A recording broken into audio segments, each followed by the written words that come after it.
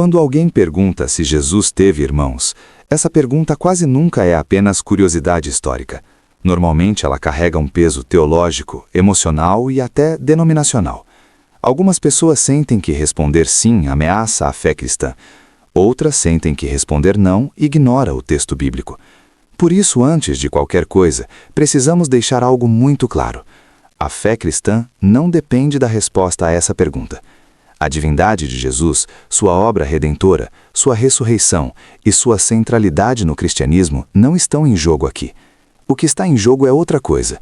O que a Bíblia realmente diz quando fala dos chamados irmãos de Jesus. E é exatamente isso que vamos analisar com calma, sem slogans, sem ataques e sem frases prontas. Vamos olhar para os textos, para as palavras usadas, para o contexto cultural e para a forma como os autores do Novo Testamento escrevem. Não vamos começar por dogmas posteriores nem por conclusões prévias. Vamos começar pelo texto. A pergunta é simples. Quando a Bíblia diz que Jesus tinha irmãos, o que ela quer dizer com isso? Nos Evangelhos, encontramos várias passagens que mencionam explicitamente os irmãos de Jesus. Em um dos textos mais conhecidos, o povo de Nazaré, ao ouvir Jesus ensinar, reage com espanto e diz: "Não é este o filho do carpinteiro? Não se chama sua mãe Maria, e seus irmãos Tiago, José, Simão e Judas? E não estão entre nós todas as suas irmãs?" Esse texto está no Evangelho de Mateus, capítulo 13, e ele é direto, simples e sem explicações adicionais. O autor não parece sentir necessidade de justificar ou esclarecer o uso da palavra irmãos. Ele simplesmente a usa.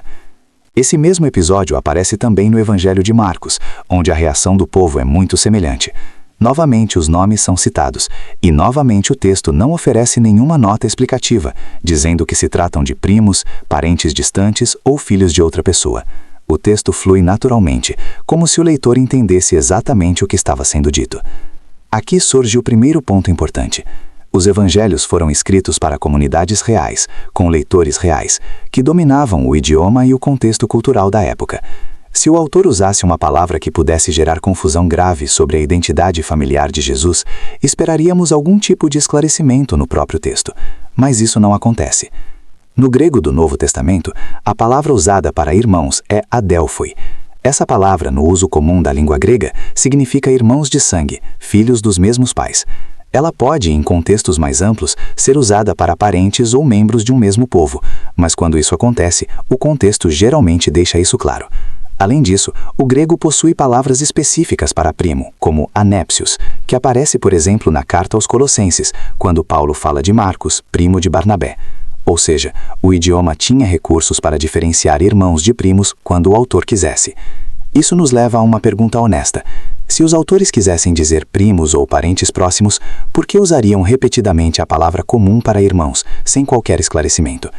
Outro ponto relevante é a forma como esses irmãos aparecem no ministério de Jesus. Em determinado momento, os evangelhos relatam que a mãe e os irmãos de Jesus vão até onde ele está, querendo falar com ele. O texto diz que eles estavam do lado de fora, enquanto Jesus ensinava. Alguém então avisa: "Tua mãe e teus irmãos estão lá fora e querem falar contigo."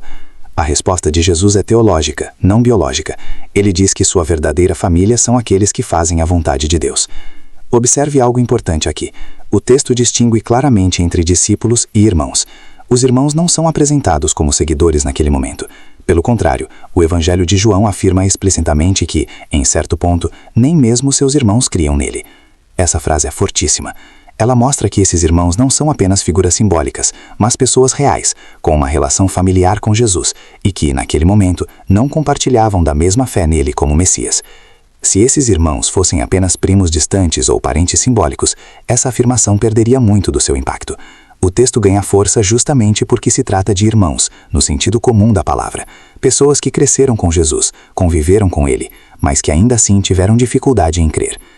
Outro detalhe que muitas vezes passa despercebido é o comportamento de Maria nesses relatos. Em nenhum momento os evangelhos sugerem que Maria corrige alguém por chamar essas pessoas de irmãos de Jesus. Ela nunca diz: "Não, eles não são irmãos, são apenas parentes." O texto não registra nenhum constrangimento, nenhuma explicação adicional. Isso é significativo, especialmente em uma cultura fortemente marcada por estruturas familiares claras. Agora, alguém pode levantar a objeção clássica. No Antigo Testamento, a palavra irmão pode ser usada de forma mais ampla, incluindo parentes próximos. Isso é verdade. No hebraico bíblico, a palavra ak pode, em certos contextos, ter um sentido mais amplo, mas aqui precisamos lembrar de algo fundamental. Os evangelhos não foram escritos em hebraico, mas em grego, e os autores não estavam simplesmente copiando o uso hebraico automaticamente, eles estavam escrevendo para leitores que falavam grego koine. Além disso, mesmo quando o hebraico usa irmão de forma ampliada, o contexto geralmente deixa isso claro. Por exemplo, quando Abraão chama Ló de irmão, o texto já informou antes que Ló era seu sobrinho. Há uma explicação prévia. Nos evangelhos não há esse tipo de explicação. Outro argumento frequentemente apresentado é a ideia de que esses irmãos seriam filhos de José de um casamento anterior. Essa hipótese surge em escritos posteriores, fora do Novo Testamento. O problema é que o texto bíblico nunca sugere isso. José aparece nos evangelhos como marido de Maria, e não há nenhuma menção a filhos anteriores, nem a uma viúva anterior, nem a uma família pré-existente. Introduzir essa ideia é preencher o silêncio do texto com uma tradição posterior, não com uma informação bíblica explícita. Aqui precisamos ser intelectualmente honestos. Quando algo é central para a compreensão de um texto, os autores bíblicos costumam mencionar. O Novo Testamento não tem problema algum em falar de casamentos anteriores, viúvas, filhos, genealogias complexas. O silêncio aqui é significativo. Outro ponto importante aparece na crucificação. Quando Jesus está na cruz, ele confia sua mãe a um dos discípulos, dizendo, eis aí tua mãe. Alguns argumentam que se Jesus tivesse irmãos, não faria sentido entregar Maria a João. Mas esse argumento assume que esses irmãos já eram crentes e faziam parte da comunidade de discípulos, o que o próprio evangelho de João nega ao dizer que eles não criam nele naquele momento. Em uma cultura judaica, entregar Maria a alguém da comunidade de fé, que compartilhava da missão e do compromisso com Jesus, faz todo sentido, especialmente se os irmãos ainda não seguiam. Aliás, o próprio Novo Testamento mostra que esses irmãos mais tarde se tornam figuras importantes na Bíblia. Tiago, chamado explicitamente de irmão do Senhor, torna-se uma das principais lideranças da igreja em Jerusalém. Paulo, ao escrever aos Gálatas, diz que viu Tiago, o irmão do Senhor. Aqui novamente aparece a mesma palavra, sem explicações adicionais. E é importante notar, Paulo escreve décadas depois da morte e ressurreição de Jesus, para comunidades espalhadas pelo mundo greco-romano. Se houvesse risco de confusão grave sobre o termo irmão do Senhor, Paulo poderia facilmente esclarecer, mas ele não faz. Ele parece assumir que seus leitores entendem exatamente o que isso significa. Tudo isso nos leva a uma conclusão textual bastante direta. Quando a Bíblia fala dos irmãos de Jesus, ela fala como falaria de qualquer outro grupo de irmãos. O texto não força uma leitura simbólica. Ele não cria exceções. Ele não explica algo diferente. Ele simplesmente apresenta essas pessoas como parte da família de Jesus. Agora, alguém pode perguntar, isso diminui Maria? De forma alguma. A una de Maria está em que seja escolhida por Deus, em sua obediência, em sua fé e em seu papel único na história da salvação. Ter outros filhos não diminui sua dignidade nem sua importância. Pelo contrário, mostra que ela viveu uma vida familiar real, concreta, dentro da história humana. Outro ponto importante, o Novo Testamento nunca apresenta a virgindade de Maria como um valor em si após o nascimento de Jesus.